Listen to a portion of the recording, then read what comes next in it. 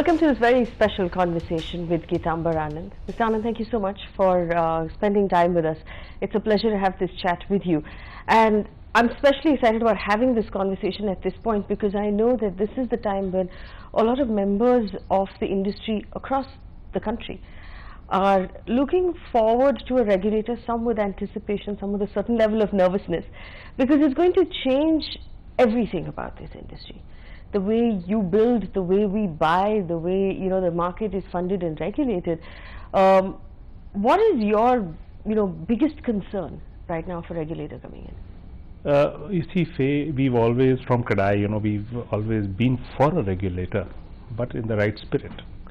Unfortunately, what's happened is, and you said this on your show also, the sanctioning or the approval authority has been left out of the regulator. The argument that the policymakers give is that the regulator comes in after you've got your approvals. Very well. What happens to my occupancy certificate? What happens to my application for my Bijli, Pani, sewer connection when my buildings are ready? I cannot give possession to my customer if I don't have electricity or water or even an OC. So at that point in time, a regulator was, a necessity even for the industry. Who does the industry go to when you apply for a OC or a connection, and you don't get it for 2 months, 3 months, 1 year, 6 months? Who looks into that? Who do we go and complain to? So that unfortunately has been left out by the regulator, and this is not in the interest of the customer also. Do you think perhaps, I know that every state is now writing their rules. Maharashtra is done writing the rules and now just bringing in the regulator. If there's representation made by industry bodies to each state government, might there be some room here to bring in some more jurisdiction over approvals? Well, it seems highly unlikely.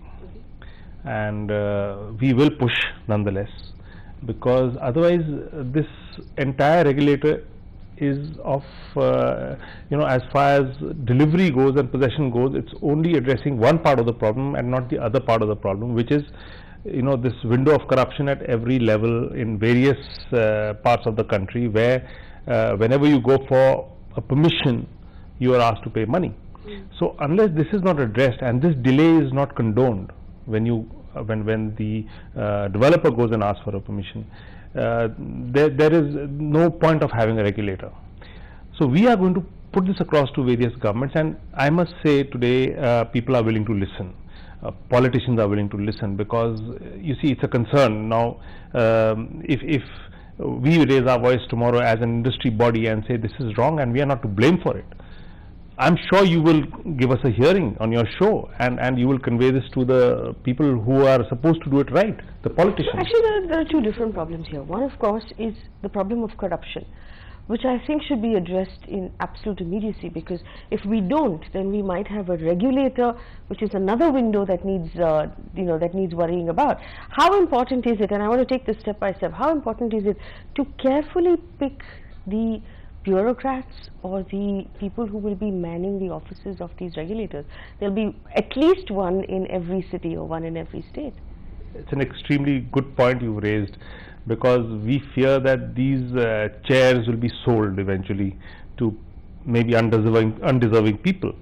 So it has to be seen by various states that this position is not misused to, like you said, to create another window of corruption.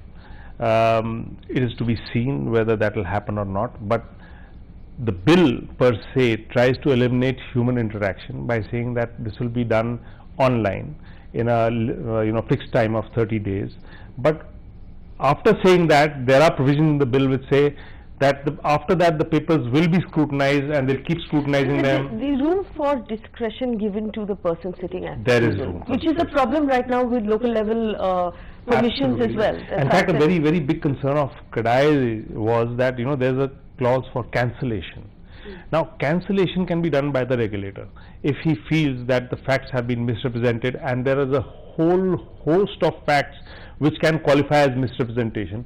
So imagine this, Faye, a project which is nearly 80-90% complete. The person sitting on that chair, for whatever reason, even for malified interest, feels that I'm going to issue a cancellation notice, or I'm going to cancel this project. That project is 80% complete, maybe 100% sold. and then you get this cancellation notice or this show cause notice, or maybe even a cancellation order post a show cause notice, and the project comes to a standstill. Who all suffer? I mean, the businessman suffers, the developer suffers, but the customers also suffer. Well, the other side of the new regulator will be the appellate tribunals that will come in, which are fundamentally, for the benefit of our audience, courts that will decide only on cases between developers and customers, with a 90-day deadline, which is also, slightly scary.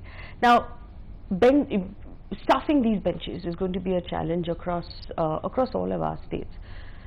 How sensitive is this issue, and how careful do we need to be? Well, extremely sensitive, and for the same reasons that I mentioned just now. And you see, what is going to happen is, if this regulator doesn't work properly, what is going to happen is that your supply will be cut short, because not many people will do this as a business then, because there's so much of risk involved, there's so much of uncertainty involved, there's so much of blackmail that can happen to the businessman here, that not many people will do it, and the people who are doing it will actually cut down, because it says if you have an occupancy certificate, then you needn't register with the regulator. So the intent will be, why should I get into this? Let me just make a building, borrow money, or do that. I've heard several developers say this to me, saying that I will only build 10% of what I'm building right now. I will wait until it's completely ready before I sell it.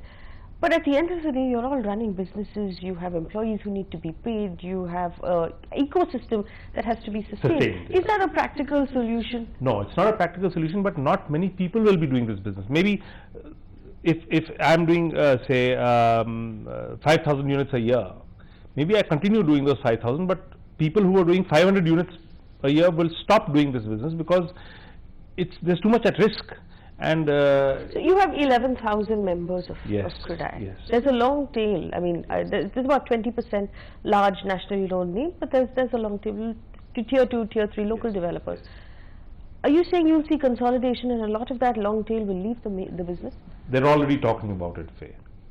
And they're saying, we have projects which are going on, let's finish them before the regulator comes, and then do something else, maybe just aggregate land and give it to people who want to develop.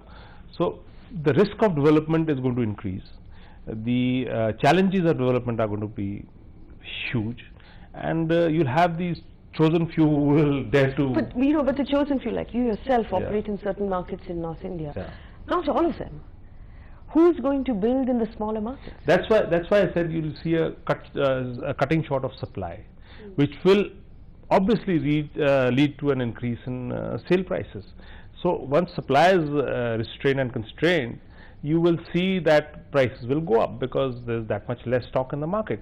What you see today, what has happened? Why has there been a rationalization of prices? Because there's been a flood of supply in most markets. It's come before its time. There is a demand. There's a documented shortage of housing in this country, 2 crore houses, but these were to be absorbed maybe in the next 5 years. They came in suddenly in the last 5 years, and now we're seeing most of them close to possession maybe in the next 2 years. So the buyer is spoiled for choice, and it's a good market for the buyer. It's a buyer's market, and he's getting a great price and a great deal. But once this stock is exhausted and it's taken up and it's sold, fresh supply is going to be very, very, very limited, and that is when you'll see a rise in prices. Good locations are already gone. Land is not, it's not going to be manufactured again. So what land there was has been built on, and it will be sold in the next 2 years and consumed. The new locations won't probably be so attractive, but whatever stock comes up will be priced definitely So if we higher. were asking whether the prices of real estate are going to recover, it's going to be something that's actually precipitated by the regulator, you think? Not really. The regulator will discourage a lot of developers from doing this business. It will not be an immediate result of the regulator, but yes, there will be a big role of the regulator to drive the prices. You completely squeeze the pipe of supply. Absolutely, it's the law of business. Right. The more the supply, the lesser the price. The lesser the supply, the more the price. Let's talk about the NCR market particularly. Yeah. In our experience of dealing with local government in the NCR market, we found that the multiplicity of authority is constantly coming in the way of work. We found that you have 3 state governments, you have local authorities. Within the city of Delhi, there are 3 municipal corporations who don't see eye to eye with the state government. State government doesn't see eye to eye with the LG or the centre. There's a lot of back and forth, and a lot of very, very important work slips through the cracks of the national capital. When the regulator comes in, will we also again have 3 regulators deciding on 3 different zones, not seeing eye to eye with each other? So someone like yourself, who's also building in Gurgaon and building in Noida, is going to have to deal with completely different people? See, this is what the first assumption is, that this is what the situation will be. But what is the work of our association? So from our association, we are going to various state governments, to various chief ministers of various state governments, and telling them all to have something like a uniform set of rules for the regulator, so that for people who are working in multiple locations and states, this doesn't become a challenge. Very rightly said, it could very well become a huge challenge. Having said that, I must say that whoever we've met understand that this industry needs to be sustained. Housing is a requirement. Housing for all is the slogan of the government, and housing is an immediate requirement of the Indian people. So most chief ministers also understand that housing will drive the GDP of the state. It will create more jobs, it will push manufacturing, it will push up GDP. So they are empathizing with our concerns. Enough to bring approvals in under the purview of the regulator? Not empathizing that. They understand it, and they have, some chief ministers said, you are right. So what we can do is, we can get, when we frame the laws, we can get in the municipal bodies or the urban local bodies only for issuing plinth certificates and completion certificates, and maybe sewer and electricity and water connections. So we have got that first, ray of hope from them. They are talking of that in the framing of the rules and the laws, they can in some way make the ULB answerable for delays in giving permissions of a nearly complete project. I also want to talk to you about prices. There's enough being said in the market. On one hand, I mean, this is, I think, the 3rd or the 4th time the RBI governor has said that, real estate companies have to relook at prices. On the other hand, I know you are saying that banks need to relook at their interest rates, which have technically not passed on all of the cuts that the governor has given us. It seems like you're waiting for each to blink first. It doesn't seem like either is going to blink right now. We blinked long ago. I mean, the industry has blinked. You see, it's documented. There's been a price correction, at least 15 to 20% across the country in the last year and a half, and there's no further room for. What will happen is, and I respect what the RBI governor has observed, but this may be true for maybe 2 or 3 markets, maybe in the metros, maybe 2 or 3 metros. But if you have to look at the situation in a very holistic fashion. We are a large country, and homes are required across the country. Prices are moving in a band of 3,500 rupees a square foot, or maybe 3,000 rupees a square foot, to 5,000, 5,500 rupees a square foot, in most cities.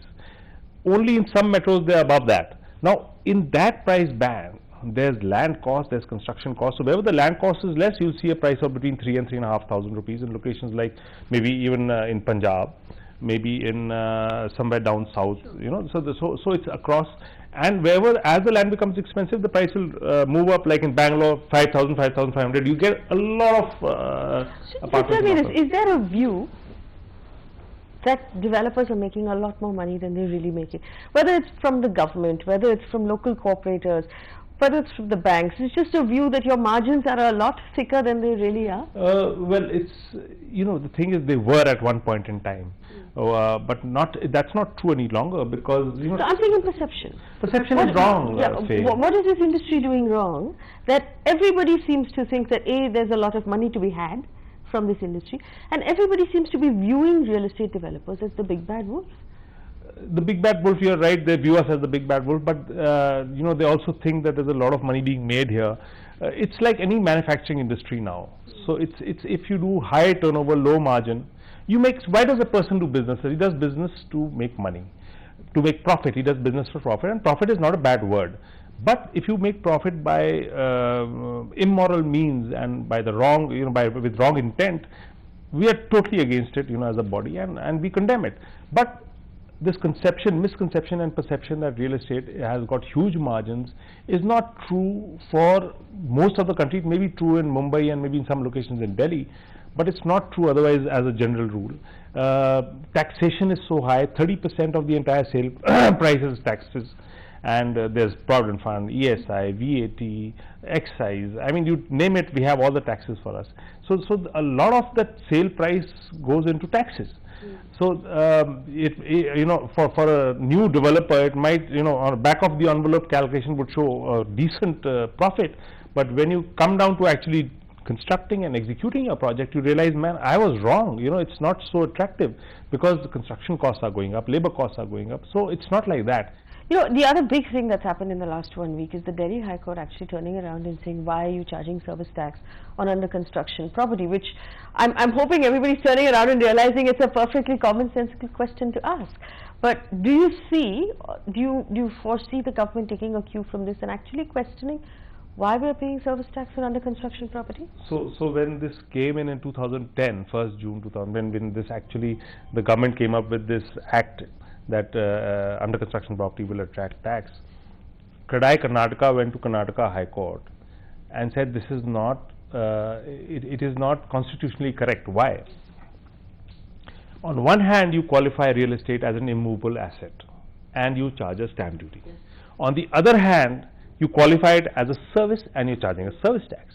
So if you're charging one, you cannot charge the other. It's as simple as that. Either you charge a stamp duty and quantify and qualify it as an immovable asset, or you consider it as a service and you charge service tax, then no stamp duty. It was struck down by the High Court, totally. Today, on the same ground, well, it's what the court has said is that the tax per se is not wrong, but the method of calculation is wrong. So the government must come up with a, you know, credible method of calculation to charge this tax. It doesn't say the tax is wrong. Even if it comes down marginally from what it is today, which is fairly high for someone who's buying under construction because they cannot afford to buy what is ready to occupy. Look at the irony. A customer would not want to buy something ready to occupy. A customer who's wealthy can buy a ready to move in property, maybe a little more expensive, but a customer who wants to take advantage of a launch price has to pay service tax because he cannot afford to buy a property which is, you know, ready and does not attract service tax. That is the irony of the situation. We are talking about affordable housing and housing for all here. But yes, it must be struck down. This has to be relooked at by the government. And but it's, you see, it's not going to be easy for the government to give up service tax. A bigger worry, bigger concern for industry. Can they use GST as an option to rationalize? I was coming to that. So once GST kicks in, this will be absorbed in that. Now GST is going to be a bigger devil for real estate than this. Why? Because now you're a goods and a service tax. Yes. so then there's going to be a stamp duty.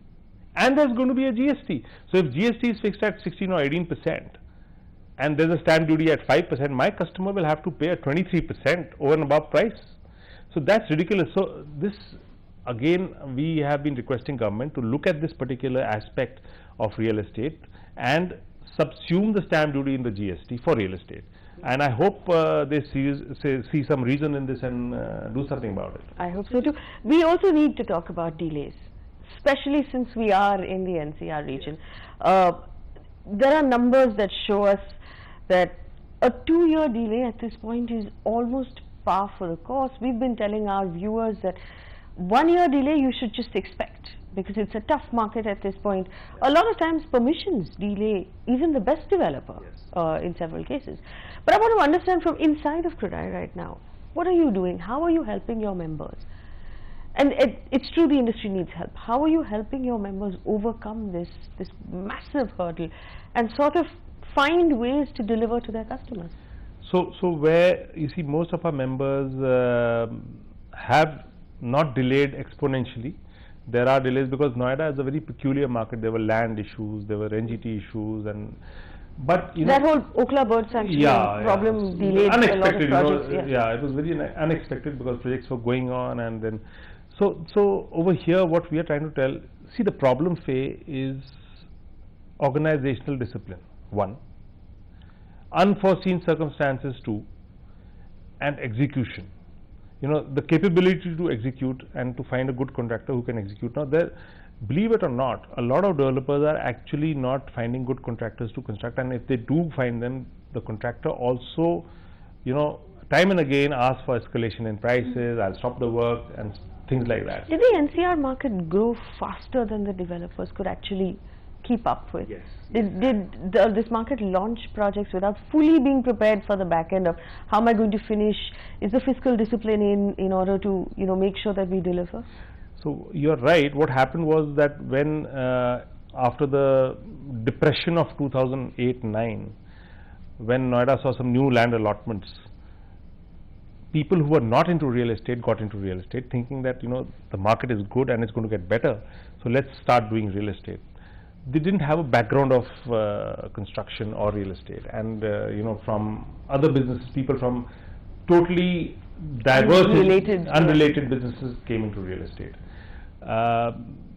The entire calculation of the business profit or the sense of that real estate business was all based on hearsay and nothing on professional advice.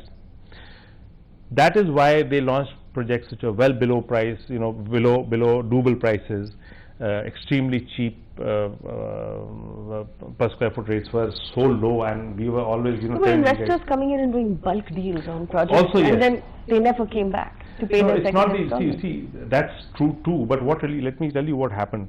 So people were launching projects at 2,000 rupees a square foot. 2,000 rupees a square foot is the construction cost, maybe more. So how would they pay for the land? What money would they make? But it was like there was a competition, because everybody had come into the market at the same time, and everybody was launching at the same time. So there was cutthroat competition. It was all, telling on the price. And the NCR in 2010, Noida Extension, if we talk about Noida Extension, was selling selling apartments at sub 2,000 rupees. How can you complete a project at that price? It's impossible. So when they actually got into the entire process of execution, they realized that they'd made a huge mistake. And how would they complete the project? So then came in the attraction of more FSI. So the only way to complete this was to buy some more FSI. So when more FSI would come in, the NOC from the customer was required. A lot of customers said yes, a lot of them said no. There was a tussle between them, so that too caused some delay. But the only way that the project could be delivered and completed was that this chap who's undersold his stock would get some more FSI and actually sell it at a higher price and cross-subsidize the two and complete the project. So that is what is happening today. All the projects that were delayed are now seeing completion with that new FSI which people had bought.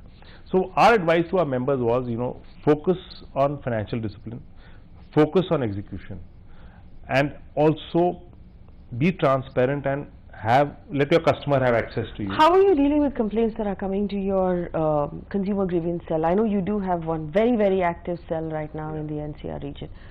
So I think in the last year, and I must compliment the president of CREDAI NCR, Manoj Gaur, he's actually resolved more than over 1,500 cases. What we do is, what can we do? We are not a judicial body, we don't have any judicial powers, so to speak.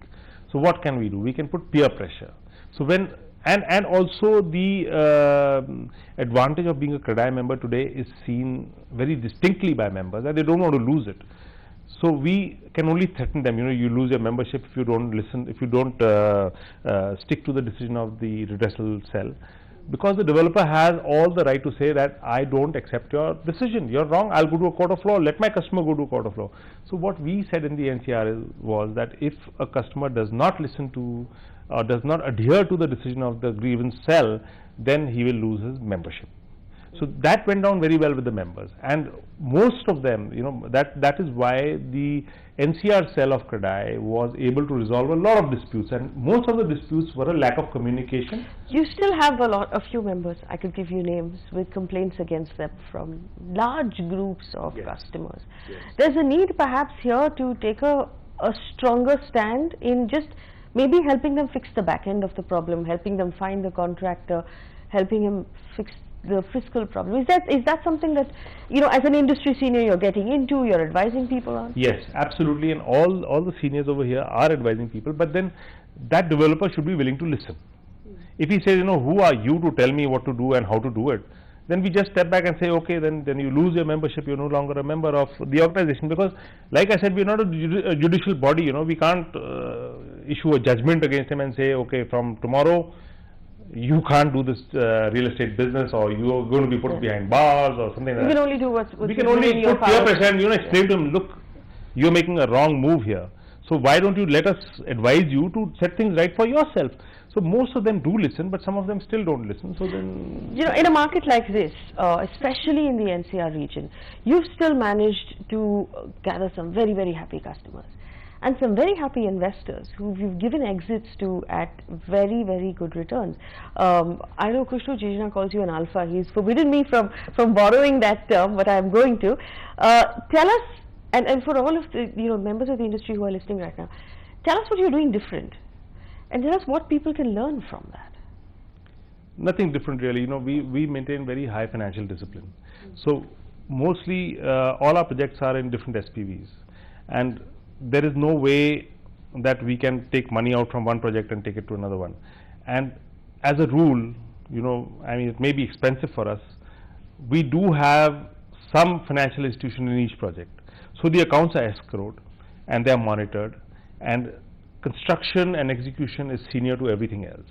So once you deliver you have happy customers, happy investors, happy everything, you know, happy banks. So that's the only mantra. Financial discipline, and also our other strength is execution. You know, we don't outsource construction. So within the company, we have about 4,000 employees on roll who actually oversee our construction, and we do our own construction. So that saves a lot of time for us. You know, there's no disagreement between the contractor and the developer. You know, I'm asking you to change a little bit of the project. He said no, this was not part of the contract. So all that is eradicated. It's just one. You know you have to complete the project this much time, and that's what you do. I also want you to give advice right now to everyone who's listening, because like we started this conversation with, when a regulator comes in, things are going to change. All things will be equal. Do you believe that in that market then, customer service, execution, you know, fiscal responsibility, you have to be ready for 70% escrow. We have a year perhaps within which this industry is going to have to prepare for these changes. So actually the advice that the association has given all members is to start adopting a lot of the requirements of the regulator. Start declaring area as the regulator would have you declare it. Start maintaining financial discipline. Start maintaining your documents the way the regulator wants you to present them. So we are already in the process of educating most members what is to be done once a regulator comes in. We are already telling most members to start having agreements in the same tone and tenor as the requirement of the regulator, to charge as much interest as you would be giving them in case of a penalty, to start reading the entire bill, the act, to understand what is in store for us in coming years. So, and people, I must say, telling me there are members of the industry who have not read the act yet. A lot of people don't like to read, let me put it that way. They'd rather sit down and listen to hire a lawyer perhaps. They do that. So Ojay said also, since you said that in the NCR over the last couple of years, there were people who had nothing to do with this market who got into real estate. Is it also perhaps the time for some developers to introspect and say, do I want to stay? Do I want to JD? Do I want to find a stronger partner who will take up these? It's already happening. It's happening. And a lot of developers now who don't want to do execution are looking for developers who know how to build and deliver.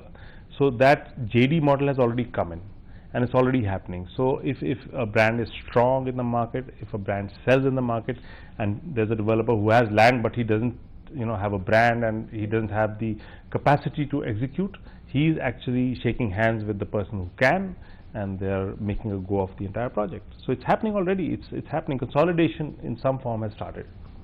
For final question for the end user home buyer who's been waiting right now, whether sitting on the fence or not sitting on the fence, waiting to see how this plays out, because there's a general view that the prices will come down further. That view I've watched evaporate from the market in the last couple of quarters across the board. Nobody believes that's happening anymore. What is your advice to someone who's looking to buy a home to live in with their families? So I would say this is the best time to buy, because considering that we are looking at a good monsoon coming up, I think the market will move. So when you are going out to buy, identify a developer, see what he's done in the past, see his delivery record, see his track record, and ask a few people who bought in with the developer whether he's accessible, he's transparent, whether he listens to complaints or not. And if all these are a tick, then go and close that deal now, because maybe you don't get that deal 3 months down the line.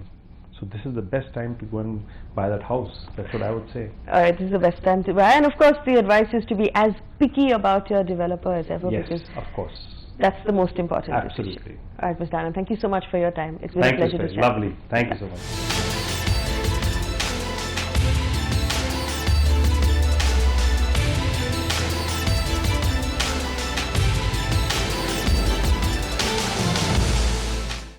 You can watch live TV on our website mbnow.in.